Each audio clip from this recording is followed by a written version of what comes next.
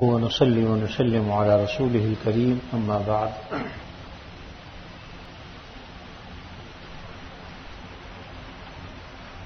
آج 2.5 پارے الحمدللہ تراویح میں مکمل ہو گئے. جس 1.25 پارے کی تلاوت کی گئی ہے اس میں اللہ رب العزت نے بے شمار احکامات بیان فرمائے ہیں. جیسا کہ میں نے کل عرض کیا تھا کہ تفصیلات تو بیان نہیں کی جا سکتی، سرسری طور پر صرف اتنا بتایا جا سکتا ہے کہ آج ہم نے تراویح میں کیا کچھ پڑھا اور اللہ تعالی نے اس میں کیا کیا احکامات بیان کیے، اور وہ بھی مکمل بیان نہیں کیے جا سکتے، ان پر اچٹتی سی ایک نظر ڈالی جا سکتی ہے.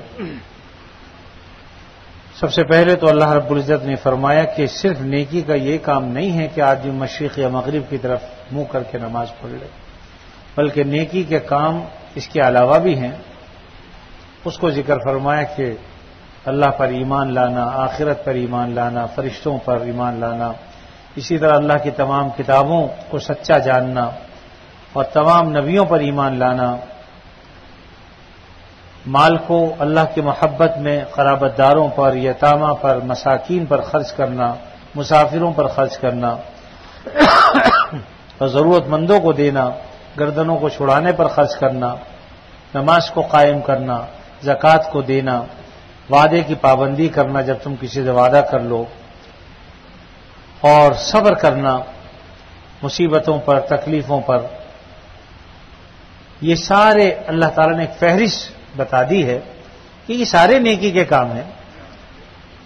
اصل میں نبی کریم صلی اللہ علیہ وسلم جب مکہ مکرمہ سے ہجرت فرما کر مدینہ منورہ تشریف لائے، اس وقت تک قبلہ اول یعنی بیت المقدس کی طرف منہ کر کے نماز پڑھی جاتی تھی. جب تک بیت اللہ میں تھے اس وقت تک تو آپ صلی اللہ علیہ وسلم یہ فرمایا کرتے تھے، اس طرح سے نماز پڑھتے تھے کہ کیونکہ وہاں تو چاروں طرف نماز پڑھی جاتی ہے، تو جس طرف بھی بیت المقدس ہے جب بیت المقدس کی طرف منہ کریں گے تو بیت اللہ بھی اس طرف ہوگا.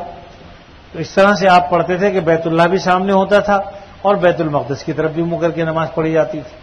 تو اس لیے آپ کو ایک تسلی تھی کہ بیت اللہ کی طرف بھی نماز پڑھ رہے ہیں، بیت المقدس کی طرف بھی. لیکن جب آپ صلی اللہ علیہ وسلم مدینہ منورہ تشریف لے آئے تو تقریباً 17 مہینوں تک آپ صلی اللہ علیہ وسلم نے بیت المقدس ہی کی طرف منہ کر کے نماز پڑھی. البتہ دل میں آپ کی یہ خواہش ضرور تھی کہ آپ چاہتے تھے کہ اللہ تعالیٰ بیت اللہ کو ہمارا قبلہ بنا دیں تاکہ ہم اس کی طرف منہ کر کے نماز پڑھیں، کیونکہ مدینہ منورہ میں یہ ممکن نہیں تھا کہ اگر بیت المقدس کی طرف منہ کر کے نماز پڑھنی ہے تو بیت اللہ بھی درمیان میں آئے. ایسی صورت ممکن نہیں تھی. اس لیے آپ صلی اللہ علیہ وسلم کی خواہش تھی، جس کو دوسرے پارے میں اللہ تعالیٰ نے اس طرح ذکر فرمایا، قد نرى تقلب وجهك في السماء فلنولينك قبلة ترضاها.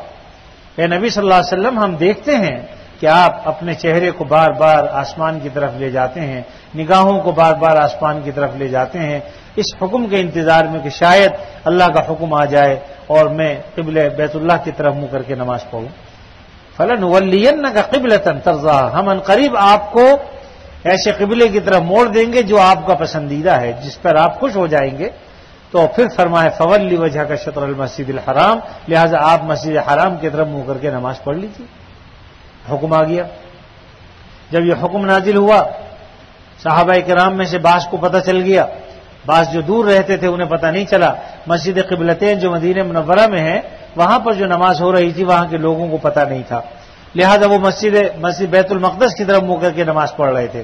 آپ صلی اللہ علیہ وسلم کے پاس سے ایک شخص ہوتا ہوا جب وہاں سے گزرا، ممکن ہے کہ کسی پہلی نماز کو اس نے وہاں پڑھا ہو اور دوسری نماز میں جب وہاں گزرا تو اس نے دیکھا کہ یہاں ابھی تک بیت المقدس کی طرف منہ کر کے نماز پڑھ رہے ہیں، تو اس نے وہاں پر کہا کہ لوگوں اپنا چہرہ بیت اللہ کی طرف کر لو، اس لیے کہ اللہ کے نبی صلی اللہ علیہ وسلم پر حکم آ گیا کہ اب تم بیت اللہ کی طرف منہ کر کے نماز پڑھا کرو.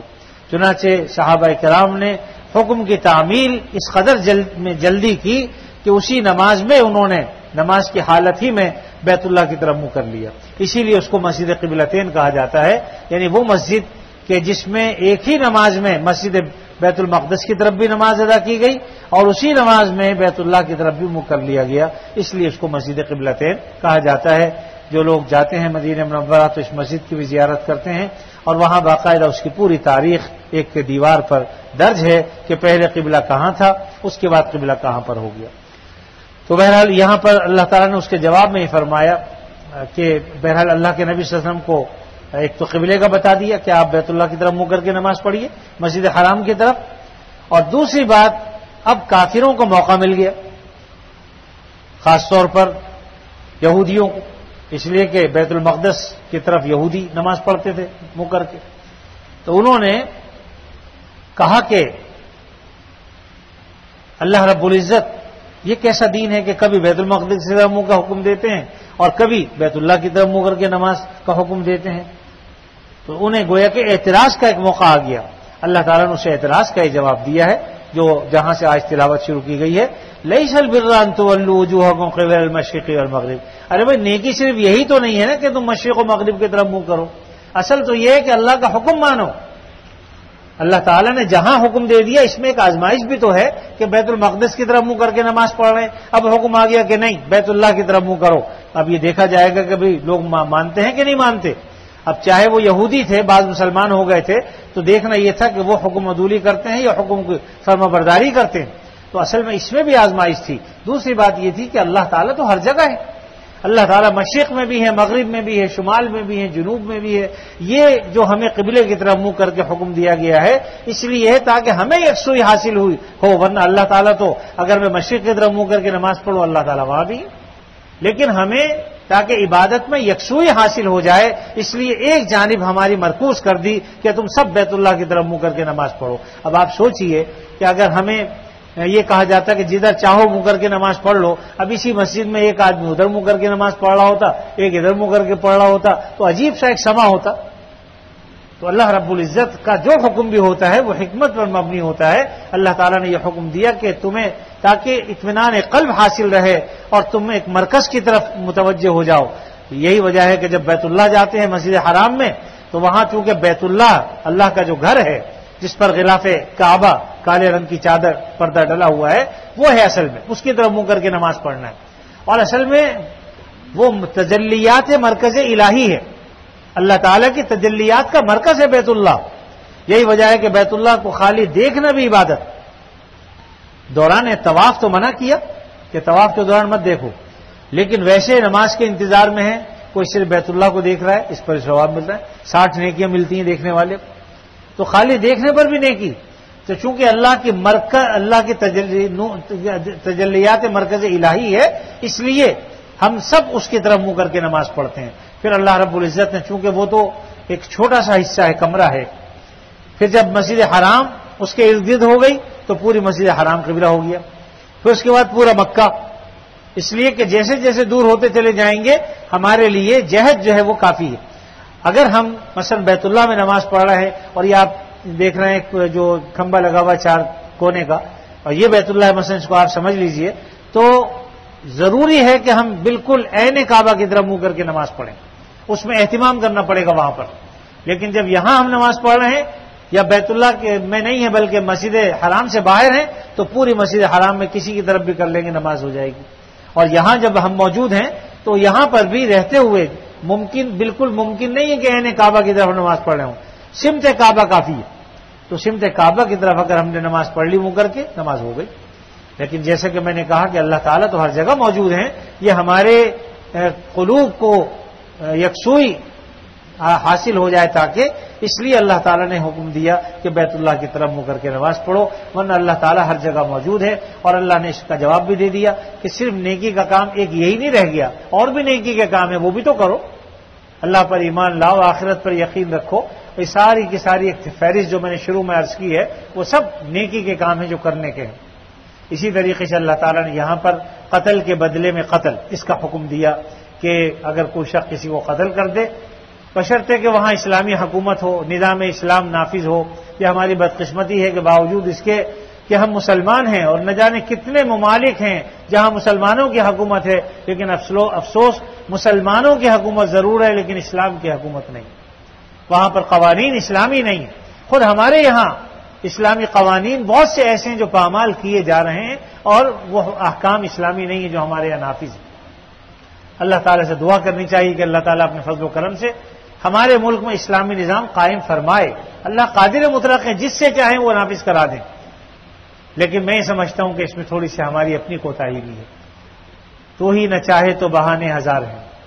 ہم خود بھی تھوڑا سا گریبان میں جھانکیے کہ اگر آج اسلامی نظام نافذ ہو جاتا ہے تو ہم میں سے کتنے ہیں جو دل و جان سے اس کو قبول کر کے اس پر عمل کرنے کی پوری کوشش کریں گے اور دل و جان سے ہم خوش ہوں گے. یہ تو نافذ کرنے کی چیز ہے. جب نافذ ہو جائے گا تو اس کے انوار و برکات بھی انسان کو نظر آتے ہیں. لیکن ایک چیز نافذ ہی نہیں ہوئی تو اسلامی حکومتیں تو ہیں لیکن خود اسلام کہیں بھی نہیں. اللہ تعالیٰ اپنے فضل و کرم سے ہماری اس محرومی کو دور فرما دے.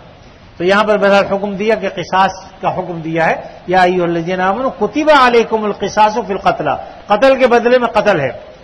جس شخص نے قتل کیا ہے، مرد نے قتل کیا ہے یا عورت نے قتل کیا ہے، کسی نے بھی کیا ہے، قتل کا بدلہ قتل ہے. اور یہ اللہ تعالیٰ کا اس میں حکم اللہ تعالیٰ نے بیان فرمایا. چنانچہ فرما دیا الحر بالحر والعبد بالعبد والانثى بالانثى. اس کی تفصیل ہے، آزاد کے بدلے میں، اور اگر غلام ہے تو غلام کے بدلے میں، عورت ہے تو عورت کے بدلے میں، یعنی قصاص سب کے لیے. اور ساتھ میں یہ بھی بتا دیا کہ لوگوں اس کو ظلم مت سمجھو. وَلَكُمْ فِي الْقِصَاصِ حَيَاةٌ يَا أُولِي الْأَلْبَابِ، قصاص میں تمہارے لیے زندگی ہے. یہ جو حکم اللہ نے دیا ہے یہ اس لیے ہے کہ اگر ہر آدمی اپنے طور پر بدلہ لینے کی کوشش کرے گا تو نظام زندگی مختل ہو جائے گا، نظام زندگی تلپٹ ہو کر رہ جائے گا. آج اگر قتل کے بدلے میں قتل نہیں ہوتے، اس کے نتیجے میں ہر آدمی کوشش کرتا ہے کہ چونکہ اس نے میرے بھائی کو قتل کیا میں بھی کروں گا.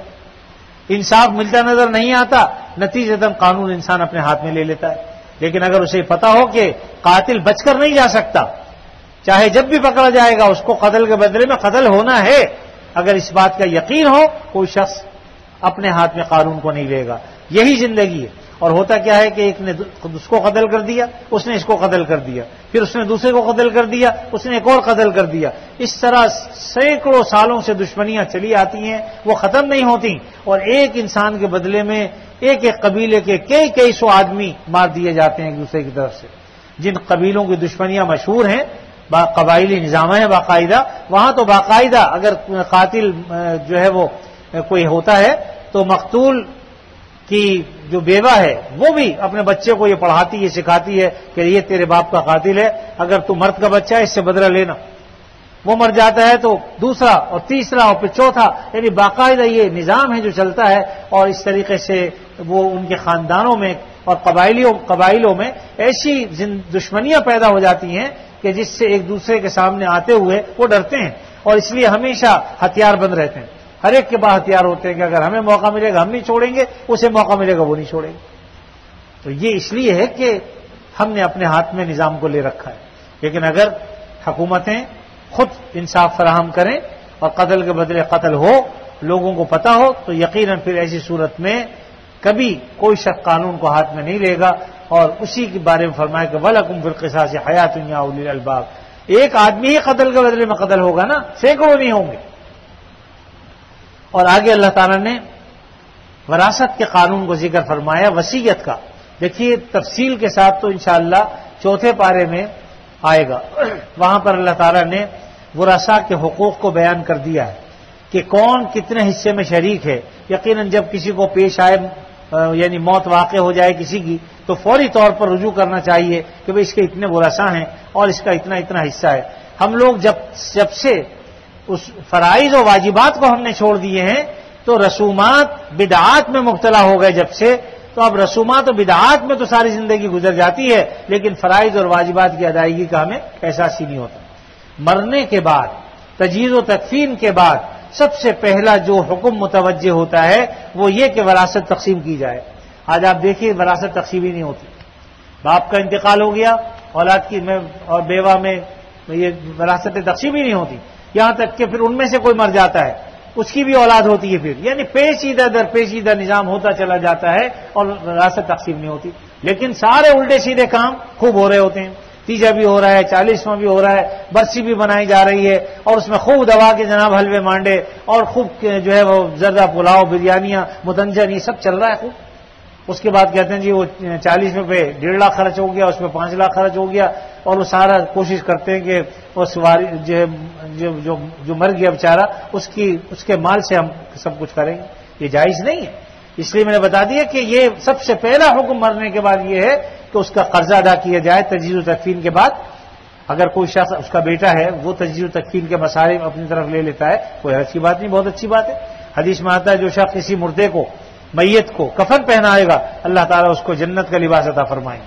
تو معمولی بات نہیں، بہت بڑی باتیں ہیں. لیکن ہمارے ہاں چونکہ دین کی سمجھ نہیں ہے، ہم کوئی مر جاتا ہے باپ تو تلاش کرتے پھرتے ہیں کہ مردہ نہلانے والا کو مل جائے. اپنے باپ کو ہاتھ لگاتے ہوئے ڈر لگ رہا ہوتا ہے، تلاش کرتے پھرتے ہیں، اور ملتے وہ لوگ ہیں جن کو دین اسلام کا پتہ نہیں ہوتا، جو سنت کے مطابق غسل تک نہیں دیتے ہمارے مردوں کو، ان کو تلاش کرتے ہیں، خود سیکھنے کی کوشش نہیں کرتے. حالانکہ یہ آخری خدمت ہے. اگر کسی کا باپ مر جائے تو وہ اس کے بیٹوں کو چاہیے وہ اس کو غسل دیں. اور کوئی مشکل نہیں ہے، آدمی خود بھی تو نہاتا ہی ہے. نہانا تھوڑا مشکل ہے، نہلانا آسان ہے، اس لیے کوئی ایسی مشکل بات نہیں. اور زیادہ کسی میں اگر طلب ہو تو وہ سیکھ سکتا ہے، آ سکتا ہے. ہمارے یہاں اگر دارالفتہ میں آ جائے، میرے پاس آ جائے، اور جہاں بھی کوئی اگر آدمی میں طلب ہو تو جائے، جا کے معلومات کرے. الحمدللہ بعض لوگ ایسے ہیں. ہمارے حضرت مولانا مفتی عبدالرؤوف صاحب، ان کے والد تھے مفتی عبدالحکیم صاحب رحمۃ اللہ علیہ. حضرت مفتی شفیع صاحب رحمۃ اللہ علیہ کے اجل خلفاء میں سے تھے، سکھر میں ہوتے تھے. انہوں نے باقاعدہ ایک ٹیم بنائی ہوئی تھی. اپنے مریدوں کو باقاعدہ وہ غسل میت کے فضائل بیان کرتے تھے اور کہتے تھے اللہ کے لیے سب یہ کام کرو. آج تو اس کو بھی دھندا بنا لیا نا. لیکن یہ اللہ کے لیے اگر کوئی شخص کسی مسلمان مردے کو غسل دے گا، عورت کو غسل دے، مرد کو غسل دیں، سنت طریقہ سیکھ لے تاکہ اس کے مطابق غسل دے دے، تو بڑا اجر و ثواب ہے.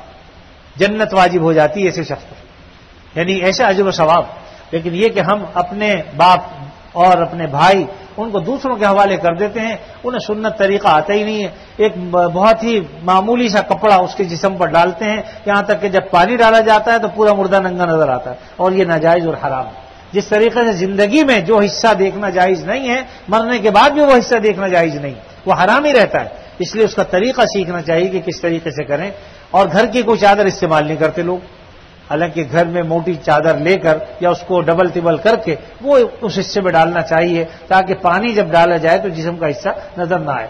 بات درمیان میں آگے، ورنہ اس وقت یہ موضوع نہیں ہے. لیکن بہرحال یہ بات میں بتا رہا ہوں کہ سب سے پہلے مرنے کے بعد جو حکم متوجہ ہوتا ہے وہ وراثت کی تقسیم کا ہے.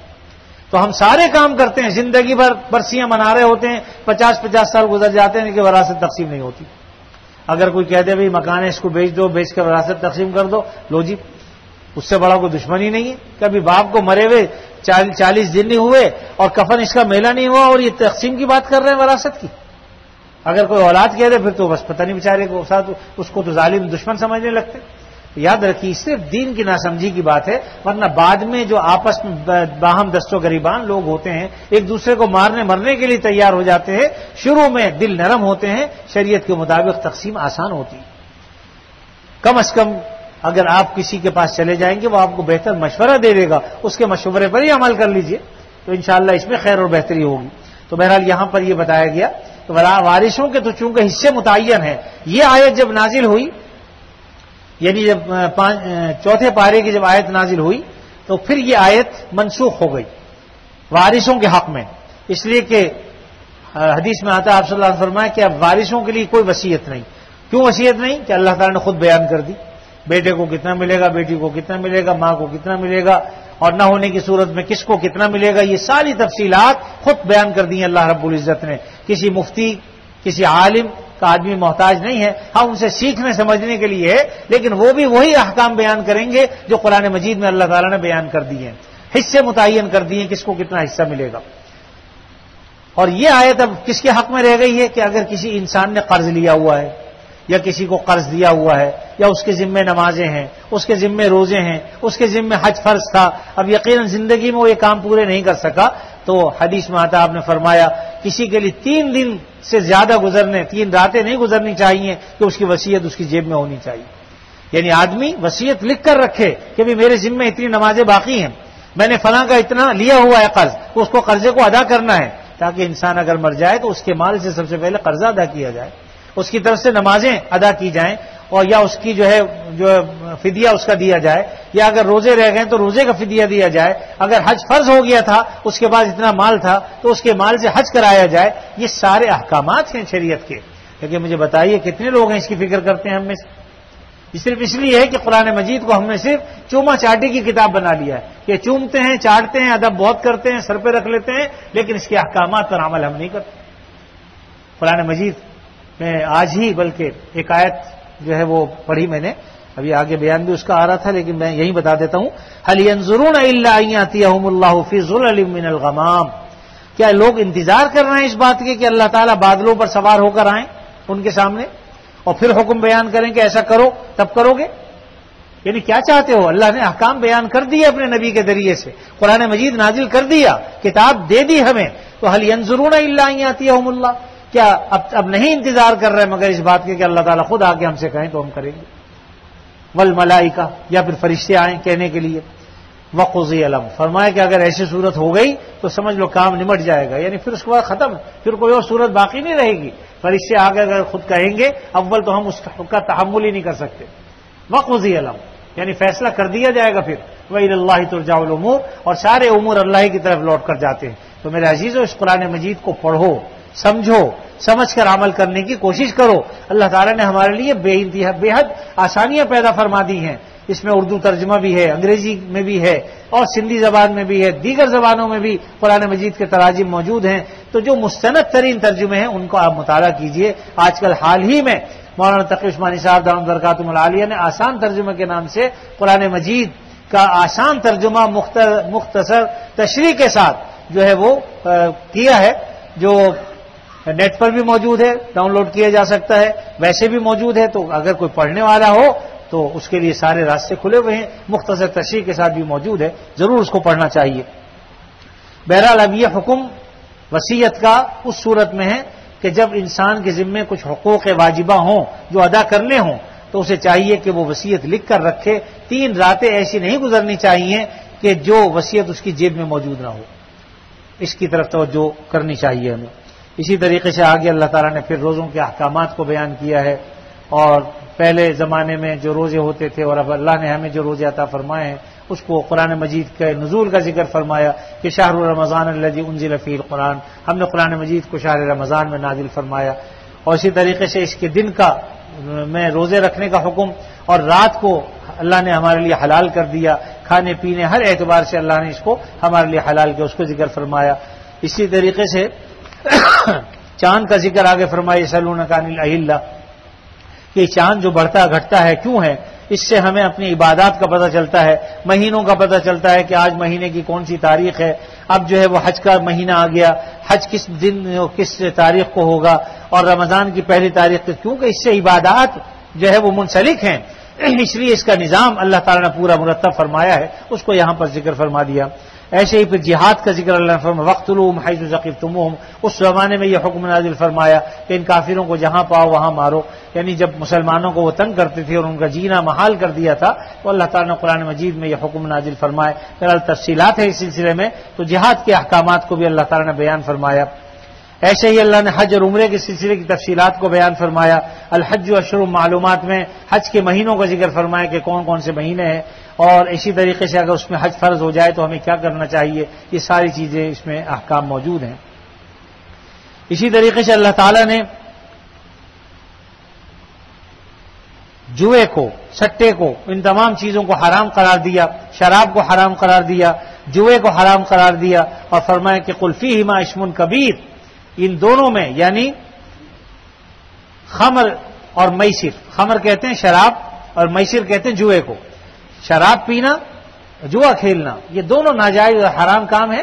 اس میں ظاہری طور پہ تو ہمیں تھوڑا سا نفع نظر آتا ہے، لیکن حقیقت میں اس میں جو نقصانات ہیں اس کا انسان کو ادراک نہیں ہے. جوئے میں بظاہر نظر آ رہا ہے کہ ہم نے جناب لاکھوں روپے جیت لیے. بھائی ایک طرف تم نے جیت لیے لیکن دوسرا ہار بھی تو گیا، اور بعض اور وقت تو دوسرے اپنے جائیداد تک گنوا بیٹھتے ہیں. بعض جواری تو اپنی بیوی کو ہار جاتے ہیں جوئے میں، اور نہ جانے کیا کچھ پیش آتا ہے. فرمایا کہ یہ جو تم دیکھ رہے ہو اس کے منافع یہ تو بہت تھوڑے سے ہیں، لیکن اس کے نقصانات بہت زیادہ ہیں، اس لیے ان سے بچو. اسی طریقے سے اللہ رب العزت نے آگے حیض و نفاس کے مسائل کو بیان فرمایا لازمی بات ہے کہ خواتین ہماری زندگی کا حصہ ہیں اور ان سے جو متعلق مسائل ہیں ان کو اللہ تعالیٰ نے یہاں پر ذکر فرمایا ہے. حیض کی حالت میں مرد کے لیے کیا احکامات ہیں، خود عورت کے لیے کیا احکامات ہیں، اس کو یہاں پر ذکر کیا. اسی طریقے سے قسموں کا بیان فرمایا کہ قسمیں لوگ کھا لیتے ہیں، ان قسموں کے کیا احکامات ہیں. اس کی تھوڑی سی تفصیل انشاءاللہ 7ویں پارے کے شروع میں آئے گی تو وہاں پر میں انشاءاللہ عرض کروں گا. اسی طریقے سے طلاق کے بارے میں یہاں پر ذکر کیا کہ طلاق کتنے قسم کی ہوتی ہیں اور کس طریقے سے طلاق دینی چاہیے. اس کی بھی تفصیل 5ویں پارے میں انشاءاللہ تفصیل سے آئے گی. لیکن بہرحال یہاں میں یہ عرض کر دوں کہ ایک طلاق اگر کسی نے دی ہے تو اس طلاق سے رجوع کیا جا سکتا ہے، 2 اگر دی ہیں تو بھی رجوع کیا جا سکتا ہے، کسی نے اگر دونوں طلاقیں اکٹھی دے دی ہیں تو بھی رجوع کیا جا سکتا ہے. اور یہ رجوع کب کر سکتے ہیں؟ یعنی 3 حیضوں کے درمیان. اور اگر کسی عورت کو حیض نہیں آتا تو ایسی صورت میں 3 مہینے اس کے اندر رجوع کر سکتا ہے. اگر رجوع کر لیا اس نے طلاق رجی کے اندر جب رجوع کر لیا تو نکاح کی ضرورت نہیں ہوتی، بس وہ اگر کہہ دیتا ہے کہ میں اپنے طلاق سے رجوع کرتا ہوں یا اپنی بیوی کے پاس چلا گیا تو رجوع ہو جاتا ہے. اس میں سارا اختیار مرد کے پاس ہے. اگر وہ رجوع نہیں کرے گا تو رجوع نہیں ہوگا، رجوع کر لے گا تو ہو جائے گا. لیکن خدا نہ کرے اگر کسی نے طلاق دے دی اور 3 طلاقیں دے دی تو یاد رکھیے کہ پھر اس صورت میں وہ عورت اس کے لیے مطلقاً حرام ہو جائے گی. آج ہی ابھی مغرب کے بعد ایک صاحب آئے اور یہی مسئلہ ان کو درپیش تھا تو اس پر وہ حیرت بھی کرتے ہیں اور اس کے بعد پھر کہتے ہیں جی وہ فلاں فرقے میں نہیں ہے، فلاں مذہب میں نہیں ہے. میں نے کہا آپ کا تعلق کس سے ہے؟ آپ آج تک جس سے فرقے سے تعلق رکھتے ہیں آج اس کو چھوڑنے کی کیا ضرورت پیش آ گئی؟ یہی تو خواہشات نفسانی ہے کہ جہاں ہماری خواہش کے خلاف کام ہو رہا ہو ہم فوراً پٹری بدل دیتے ہیں. اسی کا نام خواہشات نفسانی پر عمل کرنا ہے. یہی وجہ ہے کہ چاروں ائمہ کرام حق ہیں، ان کو ہم حق مانتے ہیں. اس کے باوجود ہم کہتے ہیں کہ جو جس کی پیروی کرتا ہے اس سے ہٹے نہیں، پھر اسی پر عمل کرے، اس لیے کہ ورنہ پھر خواہشات نفسانی پر عمل ہوگا. جو اچھا لگے گا مسئلہ وہاں پر چلے جائیں گے. ایک مسلک میں حرام ہے، دوسرے میں حلال ہے تو ہمارا دل چاہتا ہے جی تو یہاں کا مسلک اختیار کر لیتے ہیں یا حلال. یہ خواہشات نفسانی، تو اس لیے ان سے بچنا چاہیے. آدمی اگر حنفی ہے تو حنفی رہے. اصل میں دیکھیے اس میں خدا نہ کرے کوئی یہ نہیں ہے کہ دین کی کئی قسمیں ہیں. اصل میں نبی کریم صلی اللہ علیہ وسلم جو دین لائے اور جس طریقے سے ائمہ کرام نے جو سمجھا یہ اللہ کی طرف سے ہے کہ 1400 سال گزر گئے آج یہ چاروں ائمہ، ورنہ ائمہ کرام تو بے شمار گزرے. اور خود جو ہے وہ ایسے ائمہ کرام بھی تھے جو تقلید نہیں کرتے تھے کسی کی، اس لیے کہ ان پہ تقلید ضروری نہیں تھی. وہ خود عالم بعمل تھے، اللہ نے انہیں اتنا علم دیا تھا کہ وہ خود جو ہے اجتہاد کر سکتے تھے. اگر آدمی کے اندر وہ صلاحیتیں موجود ہیں تو ٹھیک ہے، لیکن آج کس میں وہ صلاحیت موجود ہے ذرا پتہ تو چلے. جتنی شرائط ہیں ایک مجتہد کے لیے شاید آج وہ خال 1-2 میں کسی میں ہو تو ہوں، ورنہ عام طور پر وہ شرائط نہیں ہے. اس لیے ہمارے پاس سوائے تقلید کے اور کوئی چارہ کار نہیں. اس لیے خدا نہ کرے اگر ایک ہی مجلس میں چاہے غصے میں چاہے نشے میں ایک آدمی طلاق دے دیتا ہے 3 تو تینوں واقع ہو جاتی ہیں. اب اس سے رجوع کرنا جائز نہیں ہوتا. اس کی تفصیلات ہیں اور اس معاملے کے اندر چاروں کے چاروں مسالک، چاہے وہ شافعی ہوں، چاہے وہ حنبلی ہوں، چاہے وہ مالکی ہوں، چاہے وہ حنفی ہوں، سارے کے سارے ائمہ کرام متفق.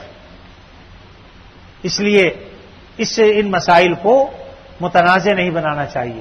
دوسری بات یہ ہے کہ جو لوگ 3 طلاقوں کو ایک مانتے ہیں، ہمارے کچھ غیر مقلد حضرات ہیں، تو ٹھیک ہے ہم انہیں کچھ نہیں کہتے، وہ اپنے مسلک پہ عمل کرتے رہیں، اس لیے کہ وہ ہیں ہی اس مسلک کے. اگر اس پر عمل کرنا چاہتے ہیں تو ان کے لیے آزادی ہے، جو چاہے کریں.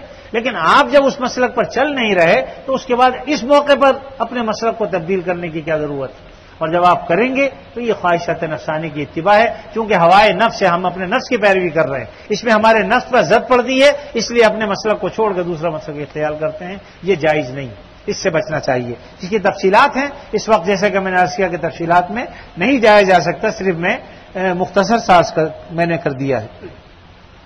اسی طریقے سے دیکھیے یہاں پر رضاعت کا بیان کیا گیا ہے. طلاقیں جب ہو جاتی ہیں، بچہ ہے عورت کے پاس، رضاعت دودھ کون پلائے گا، اور جب دودھ پلائے گی عورت اس کا خرچہ کون دے گا، نفقہ کون دے گا، یہ سارے مسائل اللہ تعالیٰ نے اس میں تفصیل کے ساتھ ذکر کیے ہیں. اور اسی طریقے سے اللہ رب العزت نے عدت کا ذکر فرمایا کہ جب عدت کتنی ہے. عدتیں مختلف ہیں. بعض عدتیں وہ ہیں یعنی اگر ایک خاتون ہے طلاق ہو گئی اس کی عدت، جس عورت کو حیض آتا ہے اس کی عدت اور. پھر اگر دخول سے قبل طلاق ہو گئی اس کا معاملہ اور ہے. اسی طریقے سے موت کی عدت اور ہے. موت کی عدت 4 مہینے 10 دن ہے.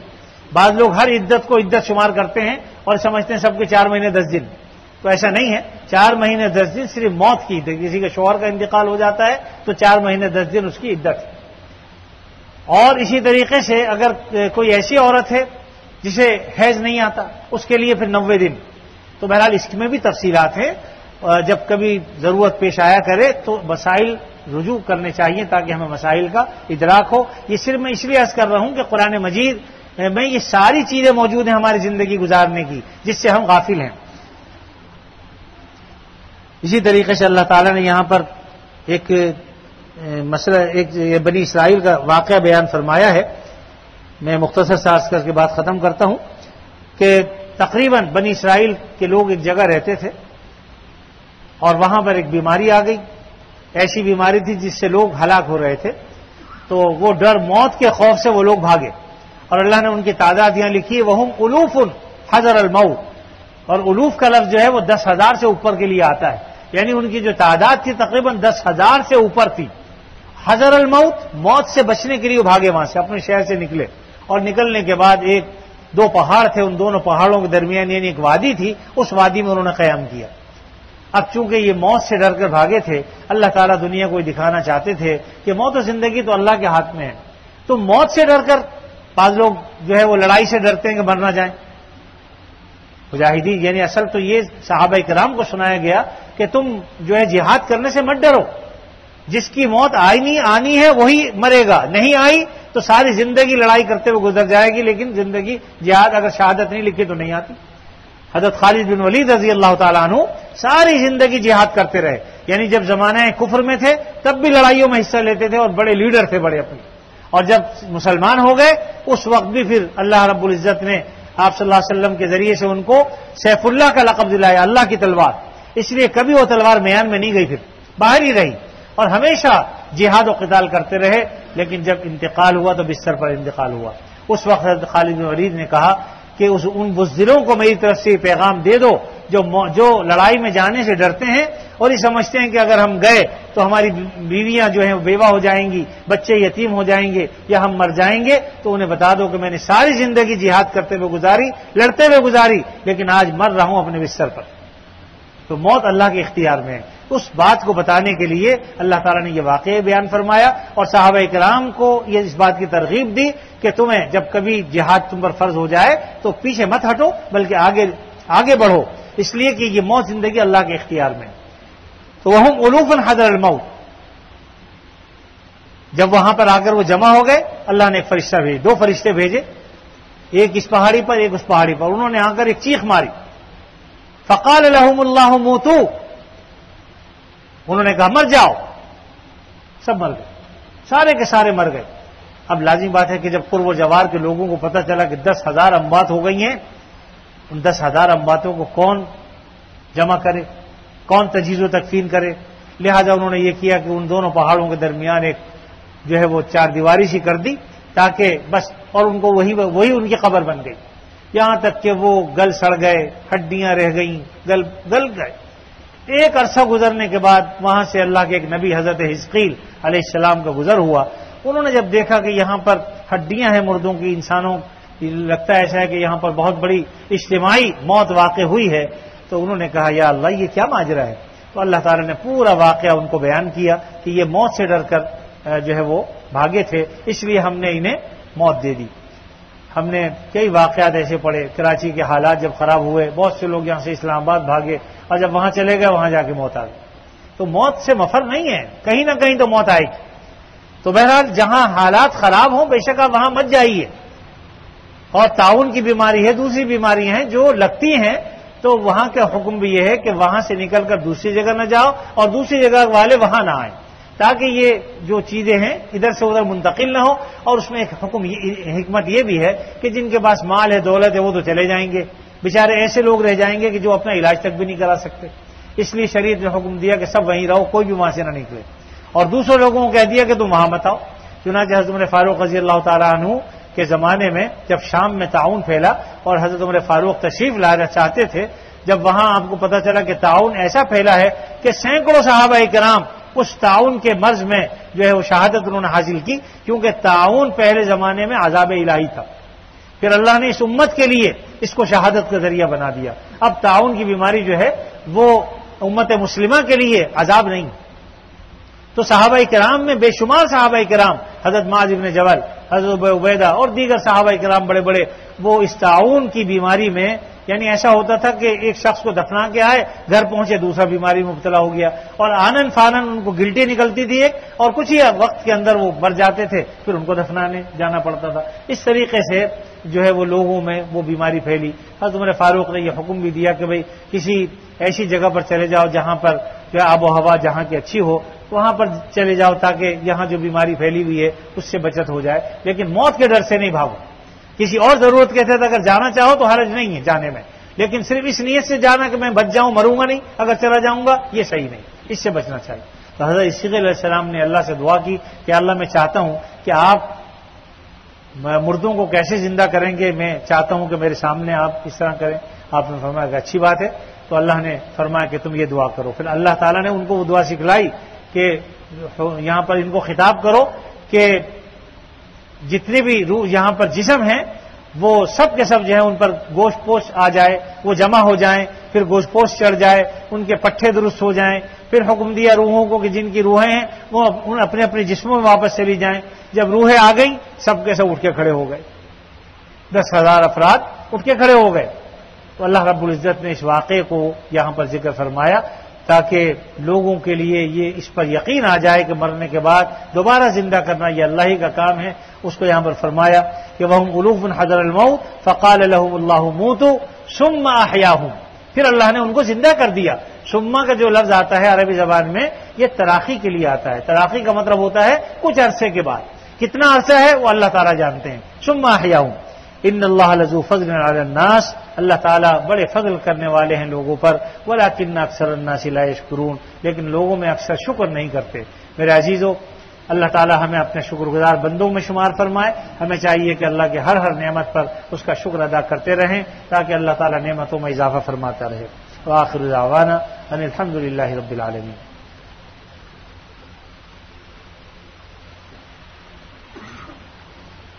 الحمد لله رب العالمين والعاقبة للمتقين والصلاة والسلام على رسوله الكريم سيدنا ومولانا محمد وعلى آله وأصحابه أجمعين۔ یا اللہ اپنے فضل خاص سے ہمارے گناہوں کو معاف فرما، ہمیں عافیت نصیب فرما، ہر شر سے فتنے سے اللہ ہماری حفاظت فرما۔ اے اللہ ہمارے جتنے بھائی یہاں بیٹھے ہیں اور میں خود بھی اس میں شامل ہوں، یا اللہ ہم سب کو شفاء کامل عطا فرما، ہر قسم کی بیماریوں سے نجات عطا فرما اور صحت و سلامتی ہمیں عطا فرما، ہمارے گھروں میں صحت و سلامتی عطا فرما۔ اے اللہ احکام دین پر ہم سب کو عمل کرنے کی توفیق عطا فرما، قرآن مجید صحیح طریقے پر پڑھنے کی، سمجھنے کی اور سمجھ کر عمل کرنے کی ہمیں توفیق عطا فرما۔ یا اللہ اب تک جو قرآن مجید سے ہم نے اعراض کا رویہ اختیار کیا ہے، اپنے فضل و کرم سے قرآن مجید کی طرف رغبت کرنے کی توفیق عطا فرما، دل و جان سے پڑھنے کی توفیق عطا فرما، سمجھنے کی توفیق عطا فرما۔ اے اللہ ہمارے بیماروں کو شفا عطا فرما، جو مقروض ہیں ان کے قرضوں کو ادا فرما، جو پریشان حال ہیں ان کی پریشانیوں کو دور فرما۔ جب تک زندہ رہیں آپ صلی اللہ علیہ وسلم کی تعلیمات پر عمل کی توفیق عطا فرما۔ جتنے مسلمان مرد عورت اس دنیا سے رخصت ہو چکے یا اللہ ان سب کی مغفرت فرما، خصوصیت کے ساتھ اے اللہ ہمارے والدین، عزیز اقارب، رشتہ دار، دوست احباب جو بھی اس دنیا سے چلے گا ان کی مغفرت فرما۔ ہمارے مسجد کے نمازیوں میں سے اے اللہ جو جن کا انتقال ہو گیا سب کی مغفرت فرما۔ اے اللہ اپنے فضل خاص سے خصوصاً ہمارے بھائی زعیم آفتاب صاحب، بھائی سلیم صاحب اور دیگر جو احباب اس دنیا سے چلے گئے ان سب کی مغفرت کاملہ فرما۔ ہم جب تک زندہ رہیں آپ صلی اللہ علیہ وسلم کی تعلیمات پر عمل کی توفیق عطا فرما، اور جب وقت آخر آئے خاتمہ ایمان پر فرما۔